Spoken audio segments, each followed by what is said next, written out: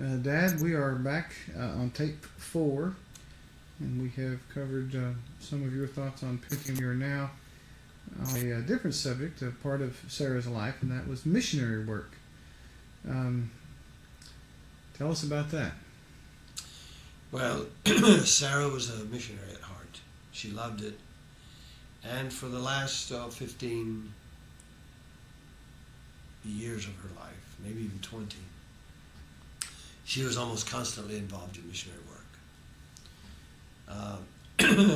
She never met a stranger, and whoever she did meet that she didn't know was at once a friend and part of the conversation and dialogue and visit was her church. It included things like openly like temple marriage and missions. Yeah, she was a great missionary, and her best friends, Marilyn Adams, Debbie Swallow was one of her good friends. All of them were part of missionary work. Did you know that your mother perhaps had more friends outside of the church than in? And Why do you think that was? I don't know. I mean, I'm not sure it was just because of missionary work, but she was very willing to be close to non-members. And among some of her very best friends, perhaps her best, were not members of the church. I supported her in this and still would, but she had a real close relationship with Baptists and Church of Christ, and went on trips with them. I mean, she went on long trips with some, including clear to Florida on a beauty pageant with Marilyn Adams and a couple of her daughters.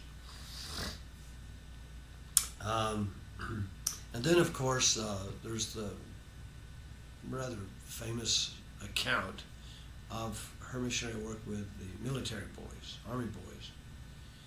And this went on for a long time. And it started locally. That is, one of our local boys, Pat Lewis, who had joined the church when he was, I think, a senior in high school, went into the military.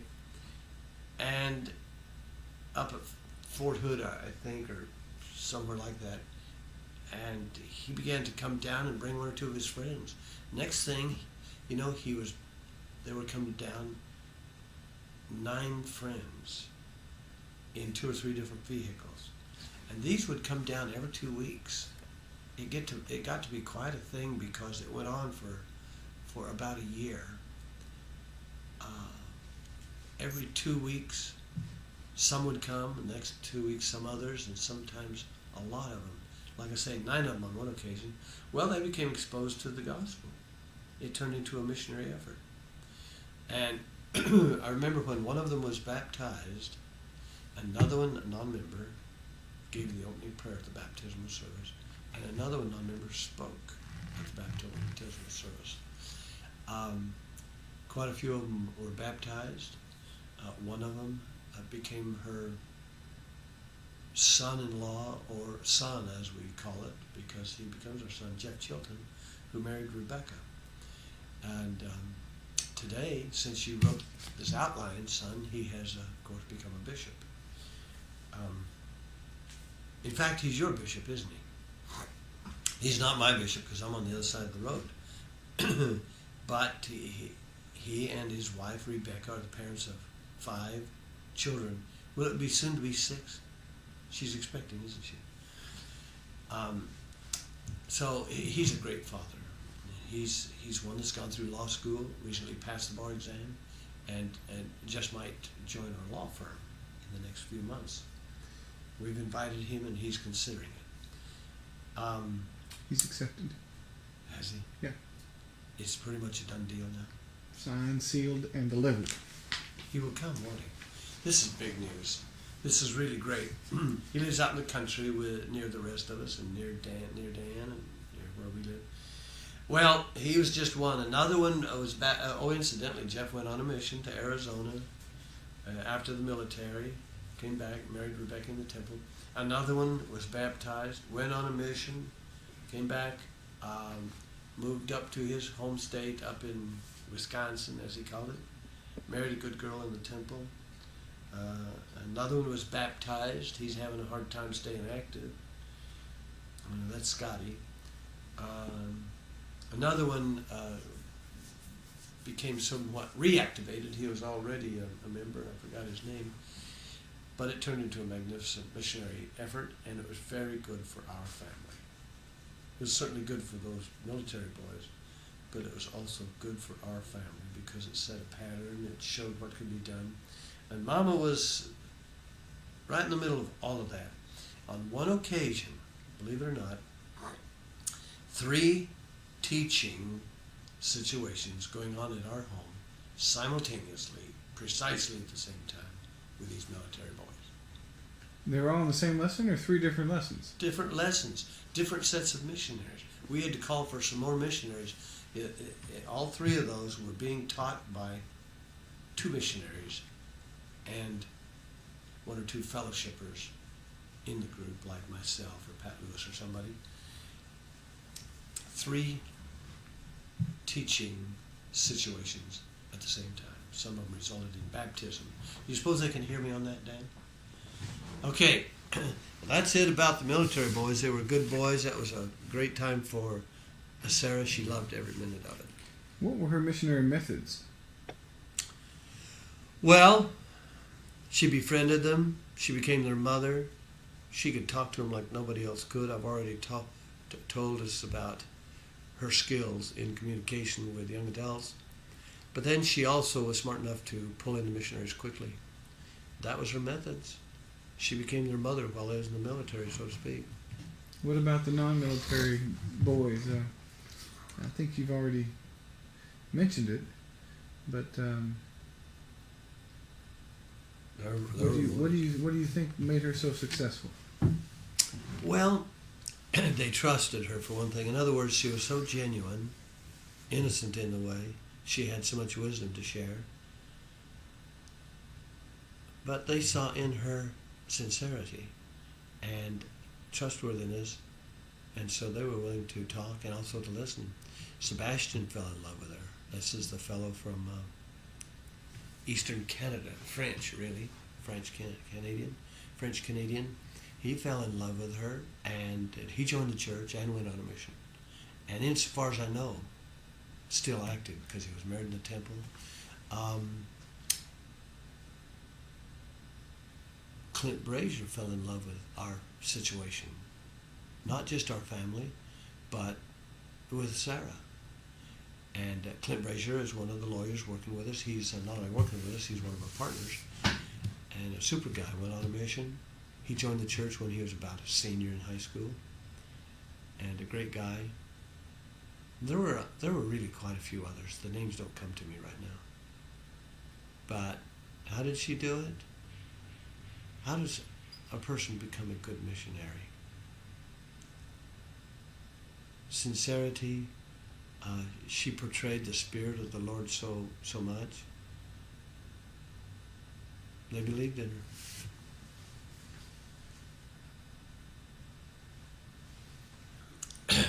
You ask how it was done. How did she do it? I don't have very good explanation, Dan, but I do know this: that when they came in our home, there was something about that atmosphere, that home, those that were in the home, whether it was Sarah, all of you kids, that almost everybody who came in there fell in love with. They saw it right away. It was a feeling of peace, warmth, comfort, security. It was a different feeling. You can say it was the Spirit about it. But they felt it, and invariably people wanted it. So much that they asked about it. That is, they'd say things like, "It is so peaceful," or "It is so fun," "It is so warm," "It feels so good here." I mean, that sounds kind of trite and maybe even corny, but they saw, put it this way, what they saw is what they got, no matter when they were in our home. In other words, it's the way it really was. They could tell we were not putting on the dog for them. And we never did, because this went on day in and day out all the time. People in and out all the time, and we couldn't put on a show all the time, and we didn't. But it was attractive in the home. And I think that helped the missionary effort. We lived in a glass house. I say we live, still do. It is a glass house indeed. The windows are large plate glass windows, and if you're outside, you can see in and see all that's going on from almost any angle you go around on the house. And we knew this all along. We didn't put up curtains. We didn't care. And so we learned as parents, when you kids were young, that it's like being recorded on the telephone. We were being recorded, so to speak, all the time. We learned from others who would say, "Yeah, I saw you doing that. I saw you singing. I saw you around. I saw you boxing. I saw you around the piano. I saw you playing games." Well, when did you see it? Well, I was outside and I saw it through the windows. Big windows. They were big plate glass, 4 foot by 8 foot, or maybe more. Anyway, it was a glass house. We learned early, be careful what you say and do in the house, because everybody in the neighborhood will see. And we're out in the country. It's not a tight neighborhood, but still a lot of people coming to the house, and they see. Okay, what's next? Okay, do you have any significant experiences with the church or the brethren, or any church assignments, or anything you'd like to share? As it pertains to Sarah, there was this experience that she and I went through that was really quite significant. But it was one that we didn't talk about. Hardly talked about it to each other because it didn't seem appropriate. It was like, you wouldn't visit with somebody else about it because they would think you're just blowing smoke, tooting your horn, wishful thinking, want to be, wish you could be, but never made it there. So we didn't talk about it. Well, I'm prepared to talk about it because it is a very interesting piece of our family history, and it goes like this. I happened to be a counselor to our full-time mission president at that time, mission offices in Houston. His name was Fred Stringham, President Fred Stringham. I was one of his counselors. I'm at the house. Sarah's in the kitchen there at the house, and it's just the two of us at that particular moment. The phone rang. I answered. President Fred Stringham, yes, and he and I we had talked plenty on the phone, and he said, "I've been asked to conduct an interview with you for a mission president, to be a mission president. And I've been told to inform you that this is not a call to be a mission president. And I'm supposed to be sure you understand that. But it's an interview to see if you ought to be called to be a mission president." Now that was all very clear. And he said, and I have a questionnaire here that I'm supposed to fill out. I mean, he was talking to me about it like he's never done this before, and I think he had never done it before, and he was kind of soliciting my help. He said, "I've got this form that I'm supposed to fill out, and I have to send it in." And it asked a lot of questions, and there are similar questions to one I was asked, meaning he himself, Fred Stringham, was asked before he became a mission president. And he's doing the talking, and he said, so I'm supposed to make sure you understand that this is not a call to be a mission president, but it's just preliminary, because apparently they do this with a lot of people, he says. So then he asked me the questions, and they were questions, I don't mind telling you, they were the same questions that Elder Neil Maxwell later on did ask me several months ago about our health, our financial situation, our children, their education, our education, the home, how young is the youngest, and my work experience, the law firm, and would it survive in my absence, and so forth. And he wrote all this down, and then he thanked me. And that was the end of that conversation. Sarah was right there in the kitchen puttering around, and I was in the dinette, which is really part of the kitchen. After we hung up, I stepped up to her and I said, honey, that was President Stringland, and he was talking about mission president. He was interviewing me, for me and you, because he asked about your health and your this and your experience and so on. She said, yes, I heard your side of the conversation. And she was a little bit, not alarmed, but curious. And we just barely talked about it and said probably nothing will come of it, but it was an interview. But it wasn't an interview by a general authority, but it was by a mission president. And then that was it, and she and I didn't talk much about it. And after a while, we didn't talk any about it, because it was only about, well, even right at that time, she started to limp in her leg. We paid no attention to it. She and I paid little or no attention to it. But she began to limp. And when I was talking to Fred Stringham on the phone, I didn't make any reference to it because it was nothing but a sore foot. Well, it got worse. And then I remember, incidentally, we were invited to a social function with the mission president and some others, and she was limping a little bit bad. And I still made no reference to it. We didn't worry about it. She had a limp. The next time the president saw her, she was in a wheelchair. Well, so we didn't discuss that mission business anymore because she was in a wheelchair. And the mission president, Fred Stringham, never discussed it with me anymore, and perhaps he never knew anything about it anymore. But a few months after that, Sarah and I were at General Conference in Salt Lake City. And this was in April. She passed away in June. So we had April, and it was right at the 1st of April, as it always is. It includes April 6th.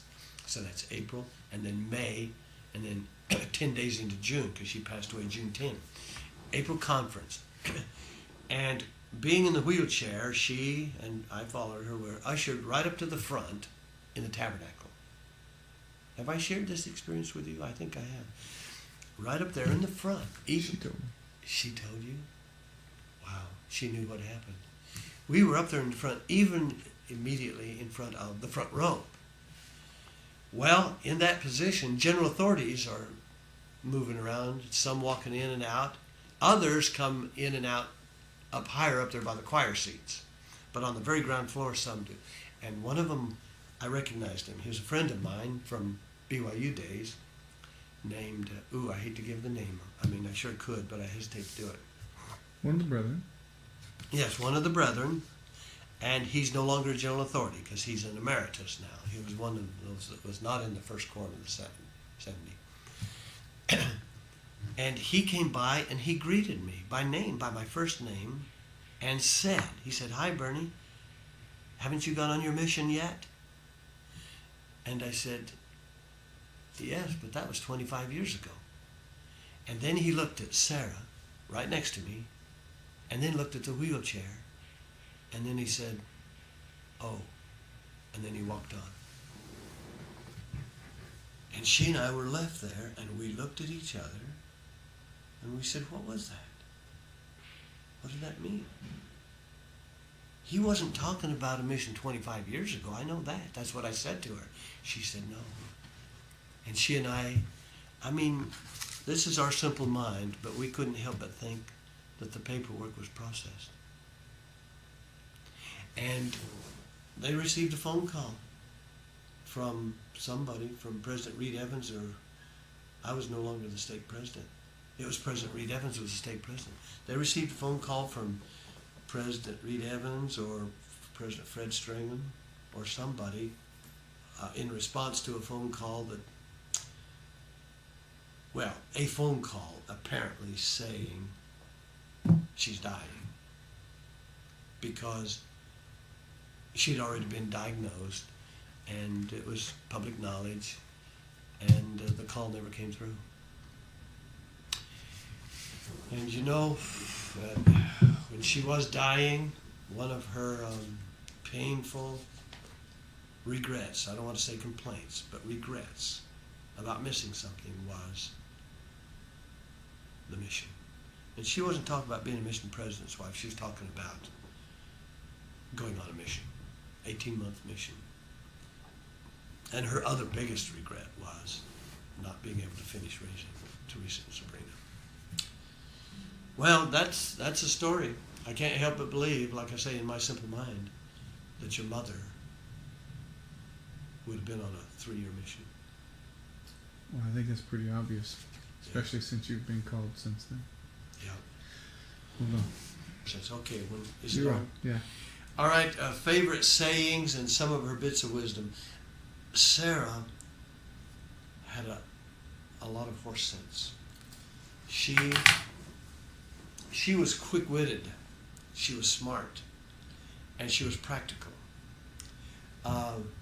For instance, she had one that was classic. And I had never heard it before I heard it from her.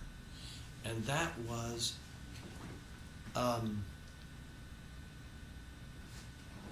let's see. You help me on it. It was about a romance, and when you try to figure it out, and you study it, and you try to do what's right. Reason can say nothing to passion. To passion. That was it. Reason, figuring it out, can say nothing to passion. The statement was, reason can say nothing to passion. And when I first heard that from her, I thought about it, and I thought, wow, that is so true. I had never thought of it so succinctly. It's articulated so well. However you think about it, and however smart you may think you are in this relationship, it'll always be overpowered by passion if you're not really on the ball at the very outset. She strongly believed in being on top of the situation in a romance right at the outset, because in some instances after the first date, it's getting late to exercise much influence. She had another one that was so true, and it came into play when kids were struggling with romance, and it was a person will manage to be where they want to be. And in other words, somebody might make excuses about why so-and-so didn't come to their party or didn't come over to their house for a certain occasion. Or more often, why they did show up, and they would make excuses about why they were hanging around the house, when the real reason, they wanted to be there. It was romantic. And she would say a person will manage to be where they want to be. If they want to be there, they're going to get there. I can just say that Sarah was sharp on her feet. And you must have inherited a lot from her on that subject, because you have horse sense and you're sharp on your feet. You're quick-witted and you're quick on your feet. And Sarah inherited that from her mother. So there are more sayings that are attributed to her, and I think you children will recall them better, because I've heard some of them from our children. But my memory is a bit slippery, and I will hear one of my children say something that she did quote her, and sometimes one of our children will mimic her, especially Teresa does that. And it's so cute and it's refreshing. I love to hear it. And it's new to me again, because I couldn't remember it. All right. Now, she said one more. Let's see if you remember. I don't want to miss a party, or I don't want to miss the party. oh yeah. Yes, when, I don't know if I mentioned this earlier, but she saw life as a party, and she wanted life to be a party because she believed in it, because it was fun, and she thought that was wholesome for kids, especially if it kept them near her and near her home. And one of her dying phrases was, "I hate to miss a party." And she saw that she was going to miss a lot of them, and it really bothered her. I told her, I tried to comfort her, and I said, from everything I've understood, it's supposed to be nicer on the other side. And I even did this. I said, honey, just think. I mean, death was certain. That was locked into place now, by now. And she was bedridden, and couldn't get out, except by my using all this equipment, the Hoyer lift and all this, which is difficult and painful to her. But I tried to comfort her and said, honey, I'm kneeling by the bed. I'm kneeling at the floor and by her, right there by her face. And I says, just think at least there's something that you can look forward to that's positive. You'll get to embrace little Rochelle and hold her close to you. There's something beautiful about that. And she said, in a rather cold way, Rochelle can wait. Rochelle can, she said it, Rochelle can wait. I don't want to miss the party. And she didn't want to miss out on Sabrina and Teresa. Yeah, she was a party person. Well, we're into her illness now. Okay, Dad, you told us that she started to limp. Could you take her illness and diagnosis and subsequent events from there? This is the hardest subject of the lot. It's a big one because it's so personal and emotional and so life-changing. But Sarah's health, even before diagnosis, was regressing badly. And to the point where I visited with her father on one occasion, and he and I recognized, rightly or wrongly, that her days may be numbered, that she was in that poor of health. We suspected her heart, and Wade was plain spoken about it. And I don't want to use the word critical, but I will say he felt like she wasn't taking care of her body, that her diet was improper, that she was not exercising properly. And maybe you recall that this exercise, if she was going to exercise, the way she would do it is she'd go out on the road and she would run down the road, and she would run fast and hard a certain distance, and then just about pass out. She couldn't get her breath. She came in on one occasion, only a few months, like 3 or 4 months before she was diagnosed with ALS, and had a breathing attack, or a lack of breathing attack. And it really opened my eyes that we've got a bit of a problem. Do you remember when she went clear up to Portland, Oregon with us when we were kind of looking around? And she climbed this hill, a bit of a hill, we all did. She had one of those lack of oxygen attacks. It got to be pretty serious. She couldn't breathe very well. Well, she was overweight. Her heart was, as she would say, skipping a beat. Way too often, just as she would tell me, my heart skips a beat. I don't know if it's skipping a beat or not, but she thought it was, and it was palpitating fast, and she was in bad health.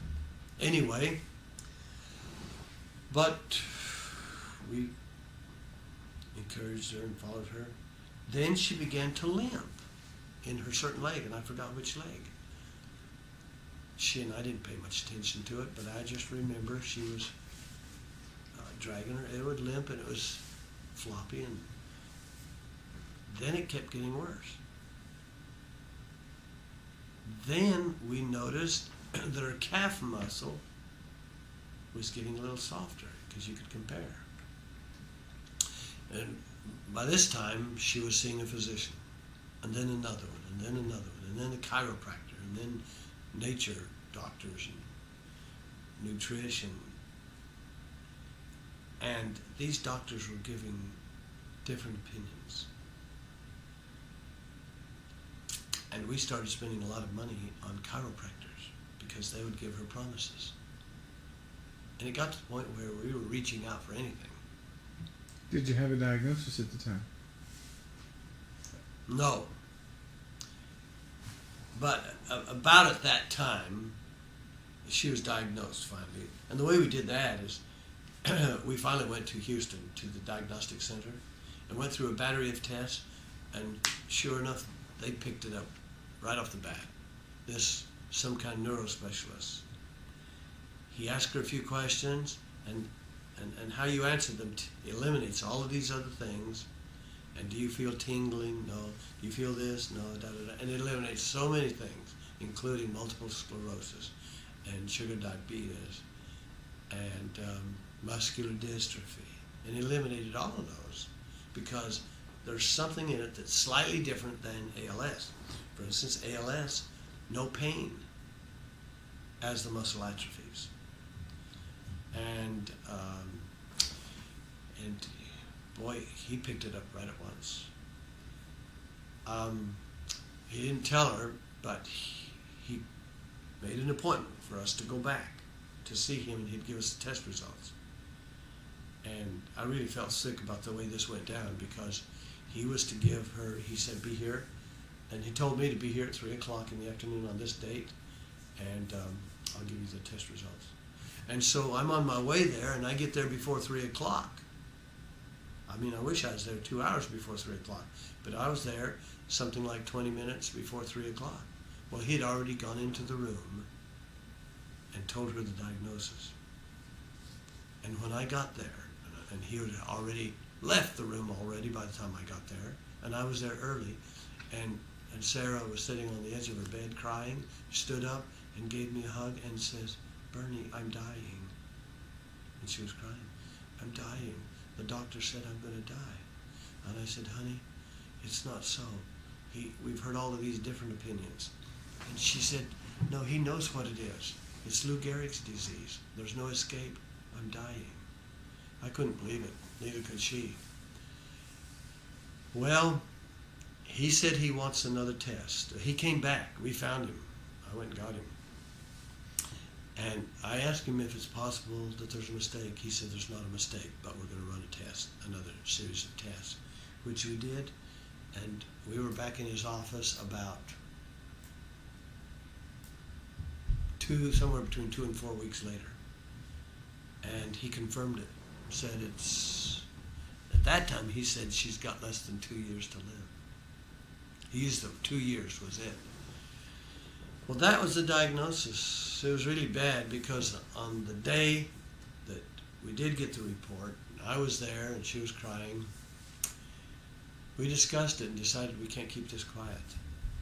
Because if we try, somebody else is going to pick up on it, and then they'll tell everybody, and we want to do it right. It was getting late at night, and I placed a phone call to your oldest brother, Steve. And I said, Steve, we're here at the hospital, and you need to gather up all the children and come on in, and we'll talk about the health situation. Tell you what the doctor says and how things look. Bring them all in, all of them. Well, it was rough on Steve. He suspected something. He was already off his mission. But he kept his composure. He rounded up all the kids. Where were you, son? I was in law school. Up at BYU. I was already married. So you didn't come in, of course. Right. Did I call you that very night? I did. That night or the next morning. Steve brought them in. And they came in and gathered around, and we were down in a waiting room. And I was right there by her, but I let Mama do the talking. She told the children. She said, children, something to the effect, I won't be with you much longer. I have a very bad illness and I'm dying. Told them right out plain. And then we got on the phone and I called the children. And I put Mama on the phone and she talked to you guys. And I think I called you that very night because I may be wrong, but I thought I got all of them that very night. And whether it was right or wrong, we told you what the doctor said. And I think we told you it is possible that the doctor is wrong, but probably not. And if he's right, it's incurable. And so her days are numbered, and we wanted you to know, and still there's room for fasting and prayer. Well, to cut right to the chase, instead of 2 years, it was 8 months. Some Lou Gehrig's disease goes fast, and some slow. And this one went quite fast. There was a contemporary with Sarah, a friend of mine's wife, She was diagnosed after Sarah was, and died 2 or 3 months before Sarah did. It went real fast. And then there's others. This great nuclear physicist named Stephen Hawking. His went on for 20 years, and I don't know if he's died yet or not. And he's the one that's in the wheelchair, and he can't talk very well, but he's a genius. And same disease. Well, what else? I mean, I don't. Well, All right. enlarge more wounds, but how did the children react? Tell me about. Oh, they were grief-stricken. We all were. It was that moment when you learn that she's dying, in a sense, is more painful than later on. Because later on, you've had time to prepare for it. It was very different than Rochelle's dying. And plus, she was suffering so much. Yep. You were glad that she was finally freed from bondage. Oh, she was trapped. She was just totally trapped and could do nothing except a little bit of communication, and then it got to where she couldn't do that. So it was a relief. It was like a senior citizen, and I knew that she'd be totally free. So there was something to that. But it was just totally shocking, alarming when she was first diagnosed. It was like a death right then. How did the children react? They were grief-stricken, crying, holding on to her, hugging her, hanging on. Right there in the hospital. It was a pitiful scene. Sabrina, the youngest, was either 10 or else almost 10. Well, let's see. Her birthday was late June. And Mama died June 10. I don't think Sabrina is 18 yet. She will be later this month. So Sabrina was almost 10. Yeah. Well. So what about the next few months? Well, it progressively got worse. She wound up in the wheelchair. And she began to look after her health. She had faith. It was kind of pitiful. I lost faith. Maybe I did wrong. I hate to say it, but I believed the doctor. I know that the Lord could heal, but I did not have sufficient faith to believe that He would. It's terrible on my part, but I guess I'm a bit of a realist also. But I never discouraged her, and she kept trying to conquer it. And she was using nature medicines, pills and nutrition supplements. She wanted us to go down to the country of Colombia because she heard of a pool of water that if you get into it and swim around and enjoy that water, it had healing processes and material in it. Maybe it's true, but we never made it there. Where did you make it? Well, I don't see it in your notes here, but you know we made it to Israel. My brother Bob Packard and his wife offered to pay for a trip to anywhere in the world that Sarah would like to go. She chose Israel. We took him up on it. And 6 of us were going to go. Bob and his wife, Sarah and I, Barbara and Jay Kunstler. 3 days before departure, Jay suffered this massive stroke.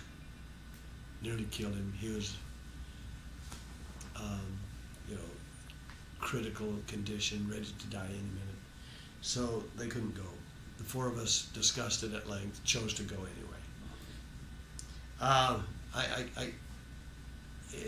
It's an hour discourse or message on that trip, but I will just say it was one of the absolute highlights of her life.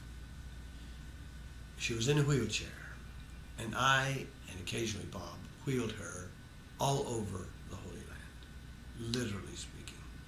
Up and down those steps that are in the Holy Land. It was rocky, and these steps, it's not like the steps in a building. It's steps outside. It's part of a trail. All over the place, in Jerusalem especially. She felt close to the Savior. She identified with him. She identified with the sick people that he healed. And we went to all of the wonderful places, including the Garden of Gethsemane, the Garden of Joseph of Arimathea, where the Savior was buried. At least it is believed that he was buried there. By others than the Catholic Church, they have another place in mind. The Pool of Bethesda, and the Holocaust Museum, which was fantastic, so touching. On up to the Sea of Galilee, and she agreed to let me push her right down from the sand and pebbles and rocks, those little rocks, but it was natural, down into the water, thinking that her faith would allow her to walk on the water. It was a point of humor. We weren't being sacrilegious about this. Pushed her in the water. She could not walk on the water. Neither could I. We both got all wet. Well, she didn't get all wet, but she got a bit wet, and I got all wet. And Bob was with us, and Bob and I wound up swimming in the Sea of Galilee. And we brought some rocks home that we got from the bottom. And it's a big sea, and we went on the boat ride all the way across and envisioned the Savior doing the same as he did, and Peter catching the fish to the point where the net was bursting. And we saw it all, and went to the different villages.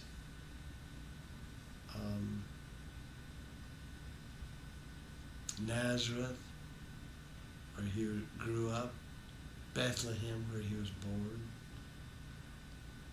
Masada, where a lot of Christians defied the Roman Empire, and then outsmarted the Roman legions by taking their own lives in mass, 900 and some odd, rather than letting the Romans do it for them, or letting the Romans take them into bondage again. And the Masada was very interesting. And it was so interesting because there were some army soldiers there, military, Jewish military fellas, that just grabbed her by the wheelchair and just... See, we got to ride in a gondola most of the way up. But then from there on up, there was about something like 500 more steps.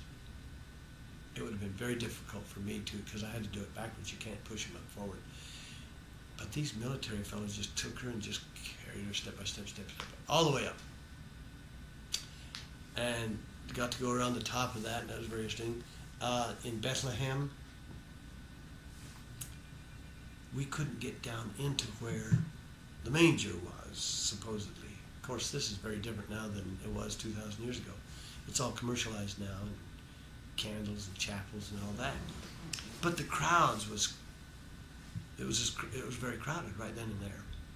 And this was in the month of November, not around Easter time or Christmas time. Those two times, the resurrection and the birth time of Christmas. Well, we think that, some say it was a birth time. But Easter and Christmas, it's so crowded that it's shoulder to shoulder all over the Holy Land. Except possibly right now while they're having that war over there. But at the birthplace in Bethlehem, there some military fellas, again military. So they looked at Sarah in that wheelchair, and they saw me, and we was trying to see through the crowd to see finally if we can get down. They just picked her up. You have to go down several steps into where they say the Savior was born. They just picked her up bodily, in the wheelchair, and said to the people in front, "Move away, move away." They pushed them away and took her right down in there. And I followed right behind her, and she got to see all that stuff. Very interesting. Holy Land was a high point in her life. Wonderful way to almost end it. Then how did she deal with reality? She faced it head on. She finally realized she was probably going to die. She kept trying to save herself. But she changed a little bit, her outlook on life. She came closer to our Heavenly Father, and her life became more filled with love and service-oriented. I mean, I noticed the change at the time, and as I look back, I saw it. I recognized that I saw it.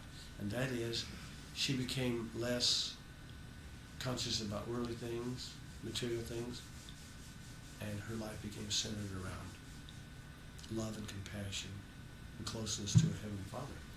This was demonstrated in a speech she gave, a talk or sermon she gave at state conference. And that is recorded, I think, I haven't. on tape or in print. Both. Wow. Wow, that's precious. And then there was another one at the muscular dystrophy. Jerry Lewis, she was invited to that and to speak at it. And she spoke at it, and that again was her theme, service. I have that on film, that's good. And incidentally, she was being considered. The message got clear to Jerry Lewis that she was being recommended to be the, I forgot what you call it, but it's the example of the year for his cause, for his muscular dystrophy. They have the poster boy, the poster child. Well, she was being considered as a poster person to travel and to speak, because she did a fine job. To travel and to speak, promoting his cause. It's not just a program, it's a cause. It's a great one. And she was being considered. I'm not saying that he was going to do it, but her condition regressed so fast that it couldn't come to pass. But she focused on the children more and more, and on what she saw was the highest priority, love. How did she spend her last days? How did she, where physically did she spend them? Well, this is kind of, it's very interesting. 5 days before she passed away, we were in the Dallas Temple. And she wasn't able to help herself very much in terms of getting dressed as we do in the temple, wearing the proper temple clothing. And she had to have help from the temple matron, who was a friend of ours. Dick Bassett was the temple president. He was a former state president, friend of ours, and his wife had to help her put her gowns on, robes, had to help her hold her arm up when she would raise her arm to the square. It was kind of pitiful. But she made it through the session in good spirits. Then we left that and came back home. Oh, incidentally, while we were up there at Bob's house, we were staying at Bob's house, he was alarmed. He told me afterwards he was afraid she would expire right there in his home that night. And he was worried. Well, we made it back, came home, then we made a trip to Houston. Oh, well, the reason for the trip to Houston was to see the doctor. One more last-ditch effort to see if she could be saved. And it was a different doctor.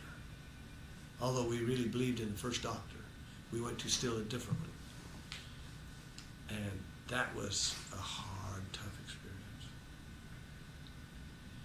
And that doctor confirmed everything that the first doctor had said, and pointed out that she didn't have much longer to go, and wondered if she ought to stay in the hospital and let her expire there. Nope, we're going home. And then he put her into a hard position of having to make a hard decision. Should she go through a tracheotomy, after which she would have to use a breathing machine on her mouth? And she asked some questions, and it was very hard for her to communicate. She could hardly communicate. She'd have to take a deep breath and breathe out while she was talking. And she wanted to know what her life style, her what her life would be like during that. And by the time he was finished telling her, she said, no tracheotomy. She couldn't even speak it that way. She just said, no surgery, no. And the doctor said, it was really something what he said. He said, okay, go ahead and take your morphine and take it to your heart's content. Because he knew it'd be over in a matter of days. Morphine does away with any pain or discomfort. And it's also deadly. And then he thought I should not take her home in my van. And I pointed out that I have a good breathing machine, oxygen, which I did, all the machine equipment. It cost a lot of money. But he wanted her sent home in an ambulance from Houston clear to here, find her. I said, nah, I brought her in. But we had been in Houston 2 to 3 days. I said, I brought her in. Was there anyone else in your family there in Houston at the time? No. You were? What, because of your baby? Mm-hmm. Well, I forgot that, Dan. Did you go up and see her? Oh, yes. I mean, Sarah, your mother. Yes. Yes, Angela was there at Herman, which is at the same buildings, but she was at, I think, Methodist. Angela was at Herman, but they were all attached by one great big building on Cannon Street. Yes, I remember. 3 or 4 different hospitals, all Right. connected, just like they were one big building. It's the medical center. Yeah. And you came and saw and even held little Angela when she was a 2-pound preemie. Well, I know Sarah saw Angela. Was that in Beaumont or in Houston? I know she saw her and touched her. She never made it in Houston, I don't think. Well, She was too. So she'd hoped to hold her, because you could hold her by then. mm-hmm. And so I was there dealing with 2 of the great ladies in my life. And you saw Sarah there. Yeah, I went to see her. Well, we went from... I think it's got fire. I get done. I've done chatted too much. Okay?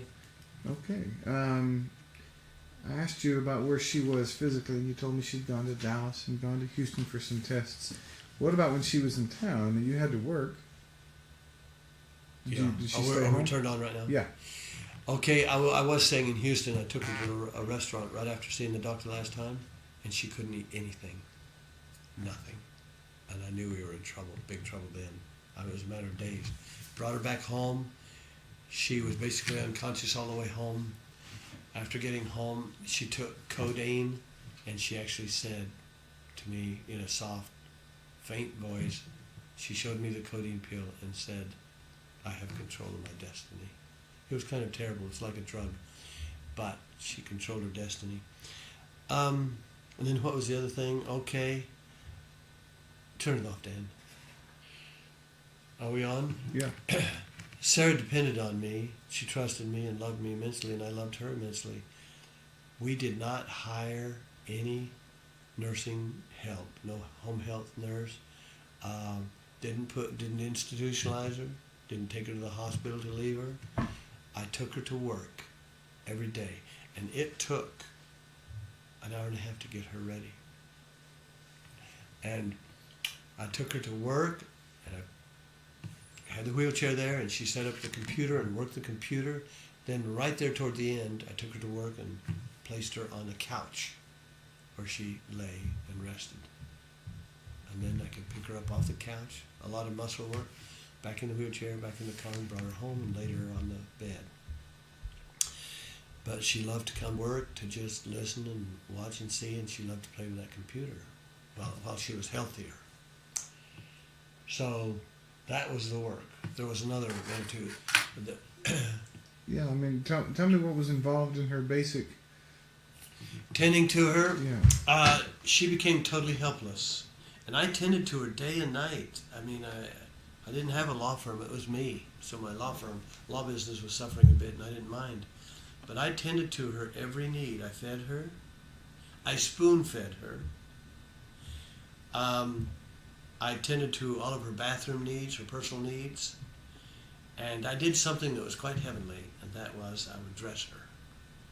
and it was fun to dress her because I dressed her in nice clothing.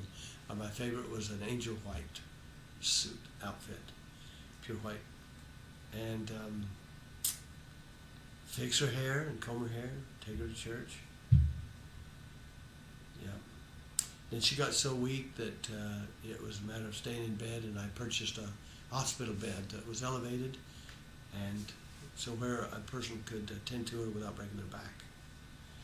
And I'd roll her over and take care of her, put a diaper on her. It was wonderful. I loved it because, to me, it was that kind of service that really draws you close to a person. She was just totally helpless. I mean, if her feet weren't placed right, it could hurt her because bone against bone, let's say. And she couldn't move her legs any. So you had to just place all her body, including her arms, just right. It was unusual. It was an interesting experience. Well, Dad, is there anything else? I think we've pretty much... How much is the time gone now? Well, we've got about 5 minutes. Ultimately, the entire family gathered together. We knew that it was close. Yeah. And those last moments, everybody was touching her at the last moments. And I don't know if we need to mention the funeral. To me, it was a touching funeral. It was a funeral. Funerals are touching. I'm not sure that there's anything new about the funeral except it was a large one. But let me just mention something about the closing scenes there in the bedroom. Is it on? Yeah. I ought to mention something about the closing scenes, the very last of her life. She was basically unconscious. The illness and its effects had now gone up into her face, and she couldn't speak properly. It kills the nerves that activate the muscles, so one could say it killed the muscles. Her brain was still working, but her eyelids were closing, and she couldn't speak. We made our phone calls. Rebecca was the furthest away, and she was married to Jeff by then. And everybody started gathering in because we figured it was going to be in the next day or two that she would expire. And everybody made it in time, Rebecca being the last. And Mama acknowledged Rebecca's presence. And I think she even said, "I love you." She said something to Rebecca to acknowledge her. And so there we all were in the bedroom, and we sang hymns, and we sang to her, and we recognized that Sarah recognized this beautiful music, and that we were singing to her because her facial expressions responded. Then we saw that she was likely to expire within the next several hours, so others came. Wade and Vivian Hayes, Marshall and Jill, and 2 physicians, Stan and Marshall. Ooh, was Stan a physician or a med student? He was a physician. I think he was. And I thought he was. I was laying on the bed with her, and everybody was gathered around, and everybody was touching her as she breathed her last. I had her in my arm, but everybody was touching her. I mean, I noticed this. Everybody wanted to touch her, and she breathed her last. And it was a painful time for all of us, but there was not weeping and wailing and gnashing of teeth. And her expiring was a hard but tender moment for all of us, and we thought an angel had just gone back to heaven. And we've all missed her immensely since. Life goes on, and I don't mind saying I can't wait to the time when we can hold each other close again, and all of us together, and all of us again touch each other. That's my message.